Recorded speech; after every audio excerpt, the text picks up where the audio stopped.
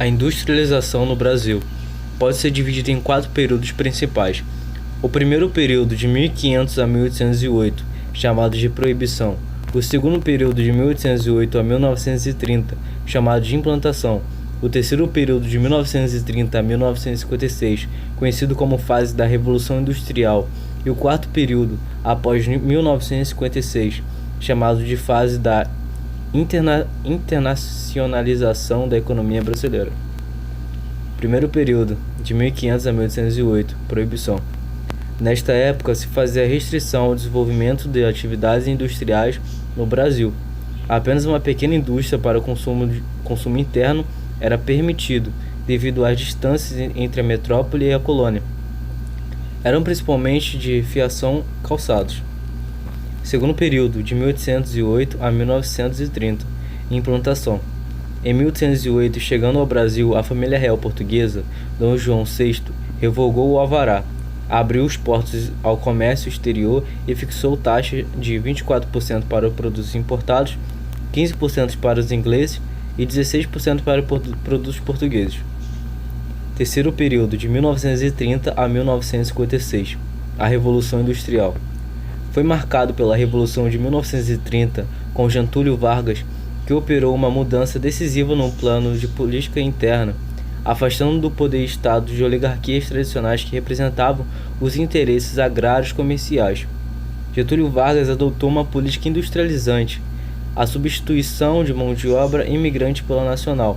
Essa mão de obra era formada no Rio de Janeiro e São Paulo, em função do êxodo rural, decadência cafeira e movimentos migratórios de nordestinos. Quarto período, 1956, atualmente. Internacionalização. Ao final da Segunda Guerra Mundial, o Brasil dispunha de grandes reservas de moeda estrangeira, divisas, fruto de ter exportado mais do que importado, e houve um crescimento de 8,9% de 1946 a 1978. Vou dar alguns exemplos aqui e sobre o que eles fizeram para ser grandes empreendedores. Barão de Mauá, a organização de companhias de navegação a vapor do Rio Grande do Sul e no Amazonas. Teve também implantação em 1852 da primeira ferrovia brasileira entre Petrópolis e Rio de Janeiro. A implantação de uma companhia de gás para a iluminação pública do Rio de Janeiro em 1854. E a inauguração do trecho inicial da União Indústria, primeira rodovia pavimentada do país, entre Petrópolis e Juiz de Fora, em 1856.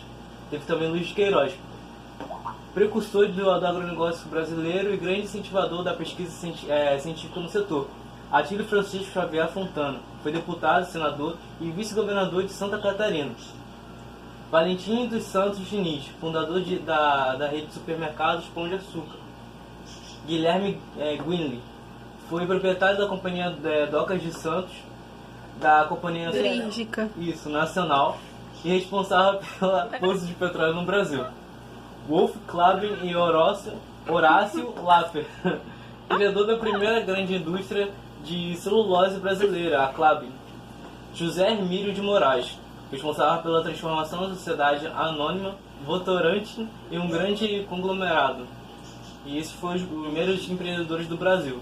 Alguns exemplos deles aqui.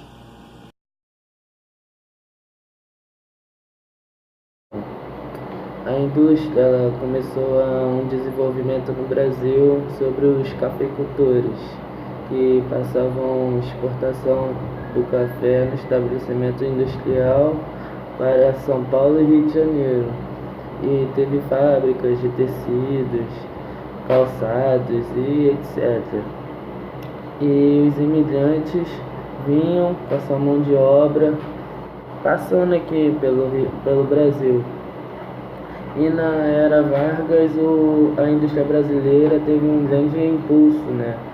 Que o Vargas teve que efetivar a sua industrialização no Brasil, privilegiando as outras indústrias, para não deixar o Brasil cair em externas medidas protecionistas. E teve um investimento revolucionário com indústrias, com as regiões sudestes, centros urbanos, e ficou nisso durante esse período.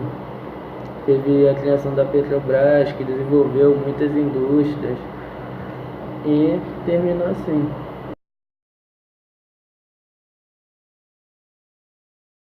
Juscelino Kubitschek foi eleito presidente da República em 1955 e ele colocou logo em ação os planos de meta e a construção de Brasília, transferindo a capital Rio de Janeiro. O plano de meta tinha como principal objetivo o desenvolvimento econômico do Brasil e durante o mandato de JK ele priorizou o investimento nos setores de transporte e energia, na indústria de base, bens de consumos duráveis e não duráveis e na substituição de importações. Vale ressaltar também que ele fortaleceu o setor do agronegócio e teve um aumento no PIB anual em 7%.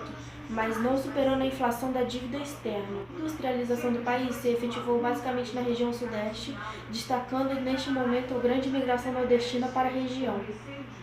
Para ampliar o desenvolvimento econômico brasileiro, o JK considerava impossível o progresso da economia sem a participação do capital estrangeiro. E para alcançar os objetivos do plano de metas era necessário uma intervenção maior do Estado. Então, a entrada de capitais estrangeiros no país, principalmente pela indústria automobilística, ressalta-se que, nesse período, o Brasil iniciou o processo de endividamento externo.